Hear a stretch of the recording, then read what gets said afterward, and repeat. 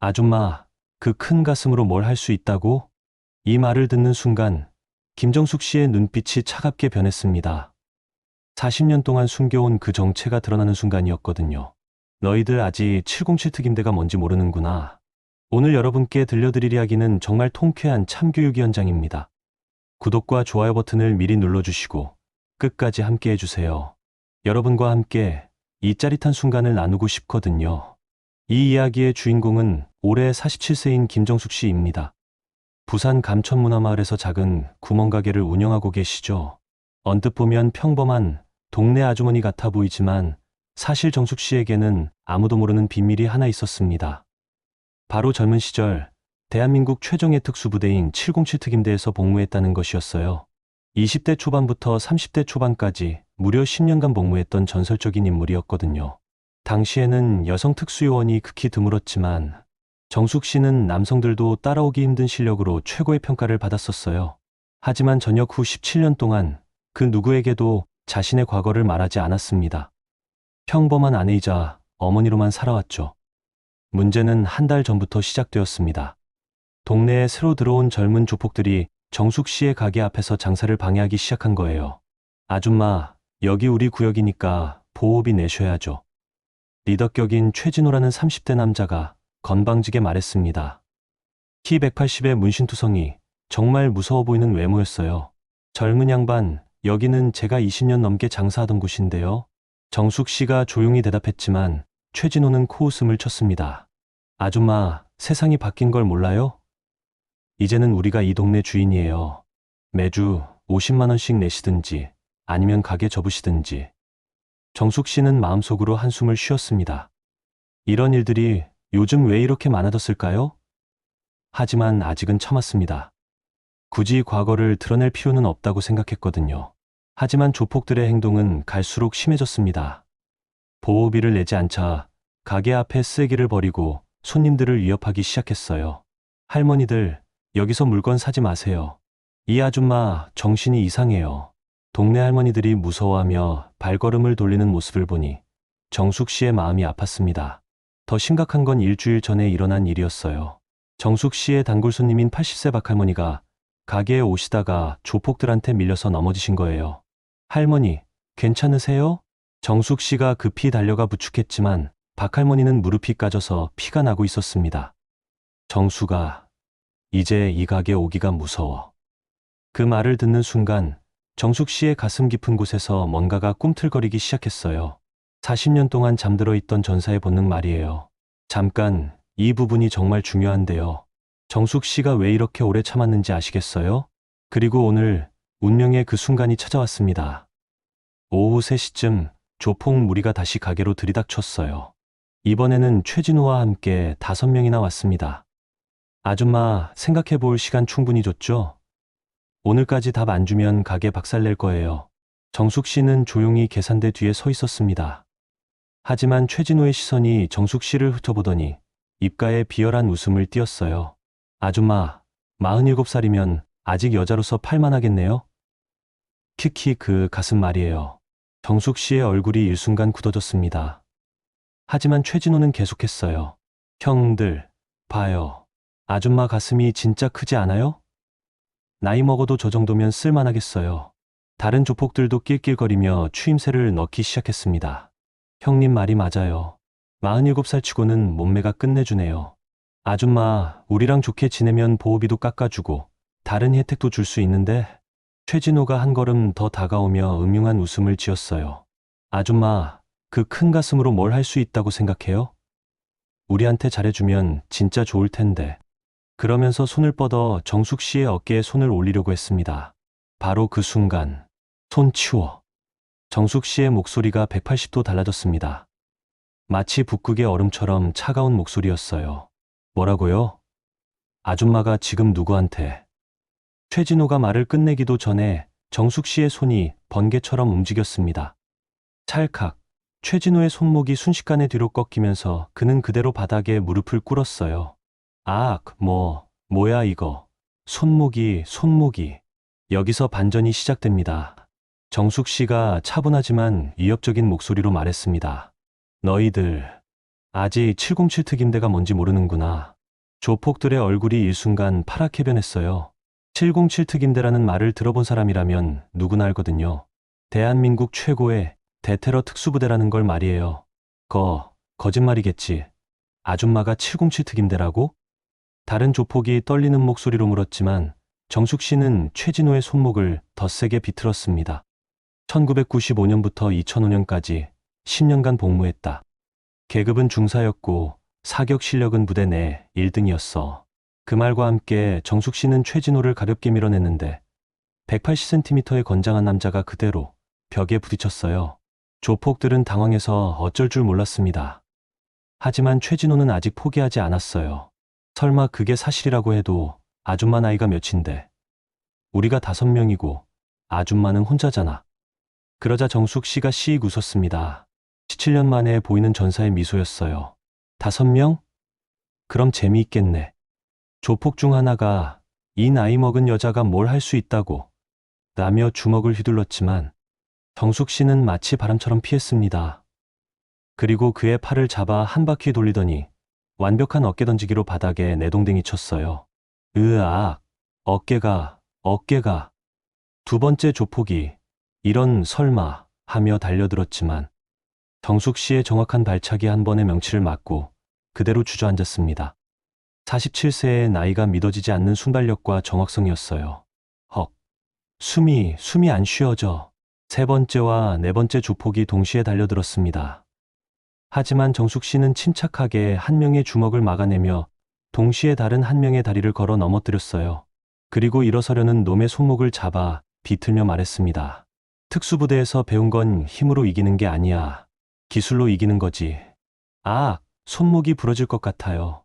이럴 수가 없어. 여자가, 아줌마가 어떻게. 나머지 조폭들은 겁을 먹고 뒷걸음질 쳤습니다. 하지만 정숙 씨는 차분하게 말했어요. 앉아. 단 한마디였지만 그 위압감에 조폭들은 모두 바닥에 무릎을 꿇었습니다. 47세 여성 한 명에게 완전히 제압당한 거였어요. 정숙 씨가 최진호 앞에 다가가 쪼그려 앉았어요. 최진호는 식은땀을 흘리며 떨고 있었습니다. 젊은 친구야, 내가 왜 17년 동안 이 실력을 숨기고 살았는지 아니? 최진호는 공포에 질린 눈으로 고개를 저었습니다. 진짜 강한 사람은 힘을 함부로 쓰지 않는다. 하지만 여자를 그런 식으로 모독하고 선량한 사람들을 괴롭히는 건 절대 용서할 수 없어. 그러면서 정숙 씨는 최진호의 어깨 압박점을 정확히 눌렀어요. 그 순간 최진호는 전신에 전기가 흐르는 듯한 고통을 느꼈습니다. 아, 이게 뭐야, 온몸이. 이건 압박점 타격이야. 잘못 누르면 전신마비가 올 수도 있어. 다행히 난 의료진도 겸했었거든. 정숙 씨의 목소리에는 진짜 군인의 위엄이 배어 있었어요. 동시에 자신들이 건드려서는 안 될 사람을 건드렸다는 걸 조폭들이 뼈저리게 느끼고 있었죠. 제발요, 저희가 잘못했어요. 진짜 몰랐어요. 최진호가 울먹이며 사과했습니다. 이때 정숙 씨가 압박점에서 손을 뗐고 최진호는 가까스로 숨을 쉴 수 있었어요. 아직 끝나지 않았어. 정숙 씨가 일어서며 5명의 조폭들을 차례로 바라봤습니다. 너희들이 지금까지 이 동네에서 한 짓들 하나하나 다 기억하고 있어. 특히 할머니 넘어뜨린 것 절대 잊지 않을 거야. 조폭들은 모두 고개를 들 수 없었어요. 여러분은 이 상황에서 뭘 하셨을까요? 최진호가 떨리는 목소리로 물었습니다. 그럼 우리를 어떻게 할 거예요? 정숙 씨는 잠시 생각하더니 말했어요. 너희들, 나이가 어떻게 돼? 32살이요. 부모님은 살아계시니? 네. 정숙 씨의 표정이 조금 부드러워졌습니다. 우리 아들 나이랑 비슷하네. 그 부모님이 너희가 이런 짓 하는 걸 아시면 얼마나 가슴 아프실까? 조폭들은 고개를 들 수 없었어요. 마지막으로 한 번만 기회를 줄게. 지금 당장 이 동네에서 사라져. 그리고 다시는 선량한 사람들 괴롭히지 마. 알겠니? 네, 알겠습니다. 최진호와 조폭들은 비틀비틀 일어나 도망가듯 사라졌습니다. 가게가 조용해지자 정숙 씨는 깊은 한숨을 쉬었어요. 40년 만에 사용한 그 기술들이 아직도 몸에 남아있다는 게 신기하면서도 씁쓸했거든요. 그런데 이때 가게 문이 조용히 열렸습니다. 박할머니였어요. 정수가 방금 전 일 다 봤어. 정숙 씨는 깜짝 놀랐습니다. 할머니, 언제부터? 저 녀석들이 큰 소리 치는 것부터 다 들었지. 그런데 정수가, 박할머니가 정숙 씨의 손을 꽉 잡았어요. 고마워. 우리 같은 늙은이들 지켜줘서. 그 순간 정숙 씨의 눈에 눈물이 맺혔습니다. 할머니, 그동안 얼마나 힘들었을까. 그런 대단한 과거가 있으면서도 평범하게 살려고 얼마나 애썼을까? 박할머니의 따뜻한 위로에 정숙 씨는 더 이상 참을 수 없었어요. 할머니, 사실 저는 말 안 해도 알아. 넌 항상 다른 사람들을 먼저 생각하는 아이였으니까. 그날 저녁 동네 주민들이 하나둘씩 정숙 씨의 가게로 찾아왔습니다. 소문이 퍼진 거였어요. 정숙 씨, 정말 707 특임대 출신이었어요? 와, 그런 대단한 분이 우리 동네에 계셨다니. 47살에 조폭 5명을 혼자서 다 제압했다니 믿어지지 않아요. 앞으로는 조폭들이 감히 얼씬도 못할 거예요. 동네 아주머니들이 특히 열광했어요. 정수가, 너 진짜 멋있더라. 여자로서 정말 자랑스러워. 그동안 조폭들 때문에 얼마나 무서웠는데 이제 속이 다 시원해.